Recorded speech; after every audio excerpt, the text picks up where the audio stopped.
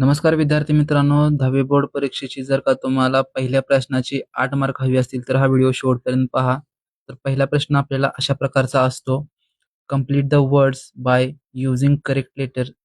तर मित्रांनो, या प्रश्नामध्ये आपल्याला योग्य अक्षर घालून अर्थपूर्ण शब्द तयार करायचा असतो.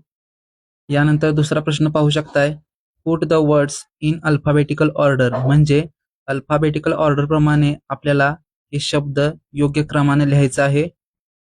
आणि यानंतर तिसरा प्रश्न असा असतो, पंक्च्युएट द फॉलोइंग सेंटेन्सेस, म्हणजेच विरामचिन्हांचा वापर करायचा आहे आपल्याला इथे. चौथा प्रश्न असा आहे, make 4 words minimum 3 letters each, म्हणजेच प्रत्येक शब्दामध्ये 3 अक्षर असली पाहिजेत. आता खाली शब्द दिलेला आहे ग्रँड मदर.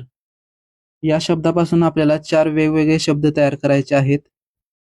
यानंतर पाचवा प्रश्न आहे, write the related words as shown in the example, म्हणजेच खाली दिलेले जे एक्झाम्पल आहे त्याच्या रिलेटेड म्हणजे त्याच्या संबंधित असणारे शब्द आपल्याला या रकान्यांमध्ये लिहायचा आहे.